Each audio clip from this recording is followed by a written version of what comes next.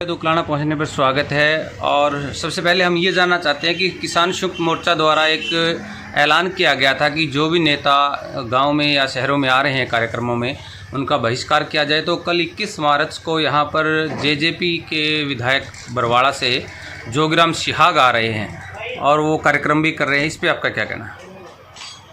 हम उकलाना के नज़दीक के लोगों को कहेंगे कि अगर यहाँ पे सिहाग जी आ रहे हैं तो उनका विरोध करें और वो जहाँ भी आ रहे हैं वहाँ पे तुरंत इकट्ठे हों और उनका विरोध करें, उनका प्रोग्राम ना करने दें। लेकिन बस इतना ध्यान रखें कि हमने कोई मारपीट डंडा सोटा इस तरह से नहीं होना है, लेकिन शांतिपूर्वक तरीके से हमने हर यह प्रयास करना है कि उसके प्रोग्राम को रोकना है और उसको भगाना है। गौशालाएं ऐसे प्रोग्राम करवा रही हैं जबकि गौशालाएं लगभग किसानी पर निर्भर रहती हैं।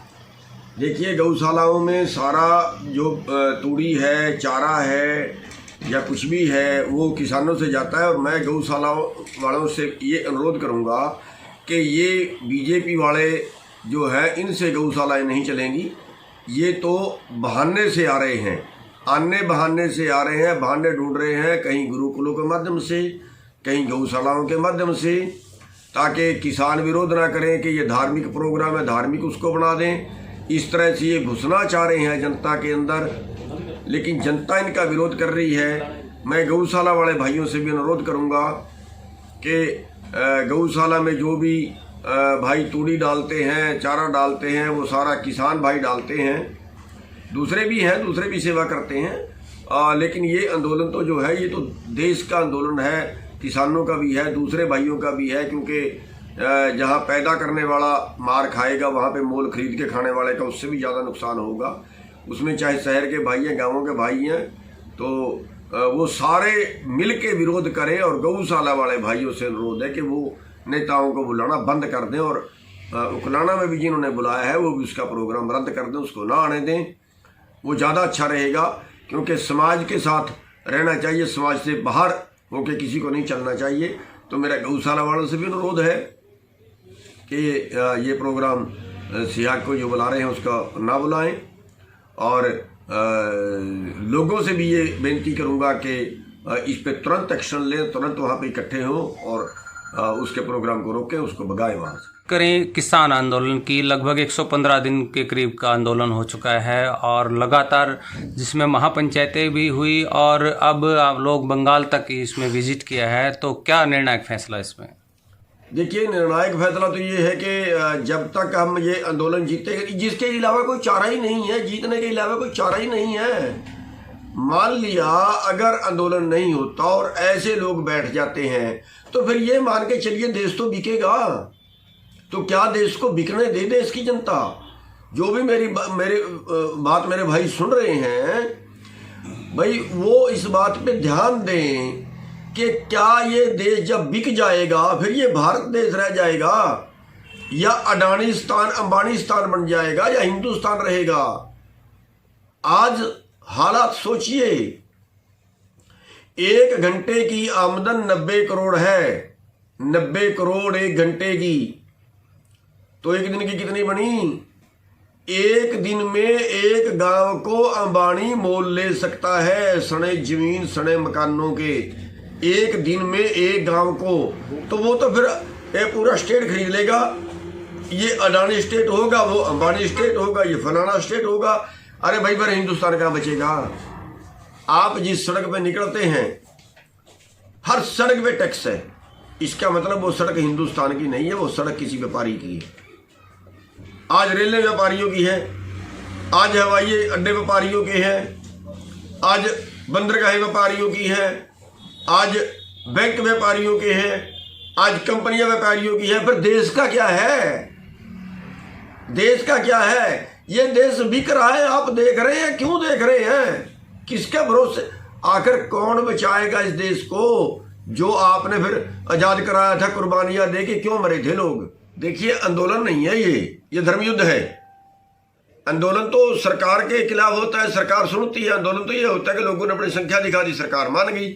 अगर जनता कानून को नहीं चाह रही तो सरकार ने तोड़ दिया, जनता चाह रही है तो सरकार ने कानून बना दिया।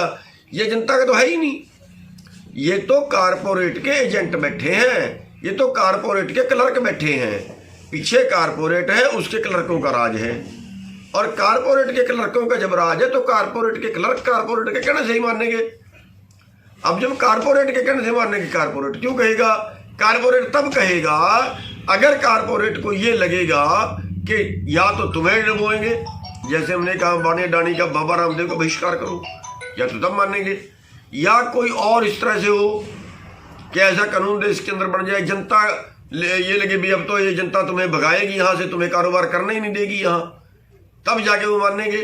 तो ये तो जो है वो कारपोरेट के एजेंट बैठे हैं सत्ता में, इसलिए नहीं मान रहे। बंगाल गए हैं और इसके अलावा कुछ स्टेटों में और भी चुनाव आ रहे हैं, क्या असर देखने को मिलेगा? देखिए, बंगाल में चुनाव है और बंगाल में हम 3 दिन लगा के आए हैं, लेकिन ये तय है कि बीजेपी पक्का हारेगी, बुरी तरह हारेगी, और बाकी स्टेटों में भी हारेगी, बाकी स्टेटों में भी जाएंगे। कुछ लोग हमारे केरला में एक दिन पंचायत की थी, एक दिन तमिलनाडु में पंचायत की थी, शायद कुछ लोगों ने, हमारे अलग अलग जगह से लोग जा रहे हैं। सरकार से बातचीत का कोई अभी आगे का?